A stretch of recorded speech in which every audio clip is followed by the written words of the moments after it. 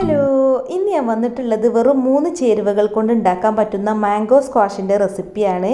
ഇപ്പോൾ മാങ്ങയുടെ സീസൺ ആണല്ലോ, അപ്പോൾ മാങ്ങ ഉണ്ടെന്നുണ്ടെങ്കിൽ നമുക്ക് എളുപ്പത്തിൽ ഉണ്ടാക്കാൻ പറ്റുന്ന നല്ല ടേസ്റ്റി ആയിട്ടുള്ളൊരു സ്ക്വാഷാണ് കേട്ടോ അത്. ഞാനിപ്പോൾ 4 മാങ്ങയാണ് എടുത്തിട്ടുള്ളത്. 1.5 കിലോ മാങ്ങയാണ് കേട്ടോ. അത് നല്ല പുളിയും മധുരമുള്ള മാങ്ങയാണ്. അപ്പോൾ മാങ്ങ ഇതുപോലെ ചെറിയ പീസായിട്ട് കട്ട് ചെയ്തിട്ടുണ്ട്.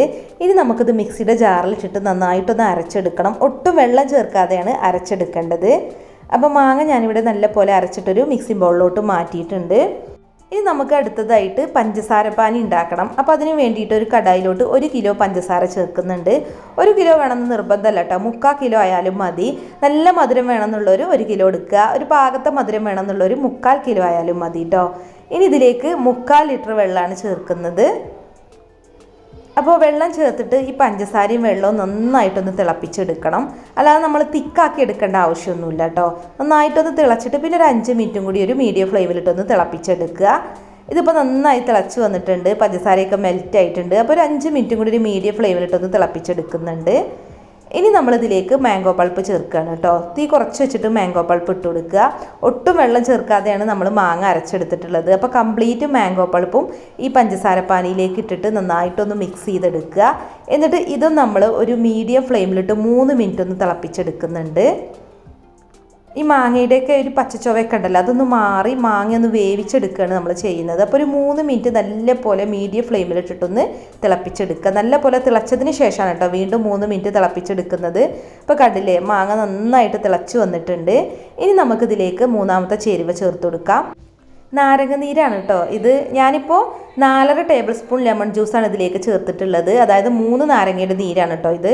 നാരങ്ങ നീര് ചേർത്തിട്ട് നന്നായിട്ടൊന്ന് തിളപ്പിച്ചെടുക്കുക. അപ്പോൾ പെട്ടെന്ന് തന്നെ തിളച്ച് കിട്ടും. ജസ്റ്റ് ഒരു 1 മിനിറ്റൊക്കെ മീഡിയം ഫ്ലെയിമിലിട്ടൊന്ന് തിളപ്പിച്ചെടുത്താൽ മതി. ഇനി നമുക്ക് ഫ്ലെയിം ഓഫ് ചെയ്യാം. അപ്പോൾ സ്ക്വാഷ് തണുത്തതിന് ശേഷം അരിച്ചിട്ട് ഞാനിപ്പോൾ ഒരു ജഗ്ഗിലോട്ട് മാറ്റിയിട്ടുണ്ട്. മാങ്ങയിൽ നാരൊക്കെ ഉണ്ടാവും, അതുകൊണ്ട് അരിച്ചെടുക്കണം. ഇനി ഈ സ്ക്വാഷ് ഉപയോഗിച്ചിട്ട് എങ്ങനെയാണ് ജ്യൂസ് ഉണ്ടാക്കുന്നതെന്ന് നോക്കാം. അപ്പോൾ ഒരു ഗ്ലാസ്സിലേക്ക് പകുതി ഭാഗത്തോളം സ്ക്വാഷ് ഒഴിച്ചു കൊടുത്തിട്ടുണ്ട്. ബാക്കി പകുതി നല്ല തണുത്ത വെള്ളമാണ് കേട്ടോ ഒഴിച്ചു കൊടുക്കുന്നത്. നല്ല മധുരം വേണ്ടാത്തവർക്ക് 1/4 ഭാഗം സ്ക്വാഷും പിന്നെ ബാക്കി വെള്ളം ഒഴിച്ചാൽ മതി.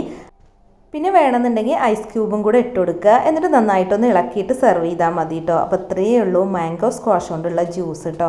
നമ്മൾ സാധാരണ മാംഗോ ജ്യൂസ് ഉണ്ടാക്കുന്നതിനേക്കാൾ എത്രയോ മടങ്ങ് ടേസ്റ്റാണ് കേട്ടോ ഇതുപോലെ ജ്യൂസ് ഉണ്ടാക്കി കുടിക്കുകയാണെന്നുണ്ടെങ്കിൽ. പിന്നെ ഗസ്റ്റൊക്കെ വരുമ്പോൾ നമുക്ക് പെട്ടെന്ന് തന്നെ സെർവ് ചെയ്ത് കൊടുക്കാം. അതുപോലെ നമുക്ക് പെട്ടെന്നൊരു ജ്യൂസ് കുടിക്കണം തോന്നുകയാണെന്നുണ്ടെങ്കിൽ സ്ക്വാഷും വെള്ളവും ജസ്റ്റ് ഒന്ന് മിക്സ് ചെയ്താൽ മതി. നല്ല ടേസ്റ്റാണ്. പിന്നെ എളുപ്പമാണല്ലോ ഇതുപോലെ ജ്യൂസ് ഉണ്ടാക്കാൻ. അപ്പോൾ ഈ മാങ്ങയുടെ സീസണിൽ മാങ്ങ വാങ്ങിച്ചിട്ട് ഇതുപോലെ സ്ക്വാഷ് ഉണ്ടാക്കി നോക്കൂ കേട്ടോ. പിന്നെ ഈ സ്ക്വാഷ് ഫ്രിഡ്ജിൽ വേണം സൂക്ഷിക്കാൻ. പുറത്ത് വെച്ച് കഴിഞ്ഞാൽ ചീത്തയാവും കേട്ടോ, നമ്മൾ പ്രിസർവേറ്റീവ്സ് ഒന്നും ആഡ് ചെയ്തിട്ടില്ലല്ലോ.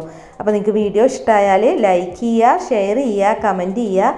അപ്പോൾ ഇതുപോലുള്ള നല്ല അടിപൊളി വെറൈറ്റി റെസിപ്പികളുമായി നമുക്ക് വീണ്ടും കാണാം. താങ്ക്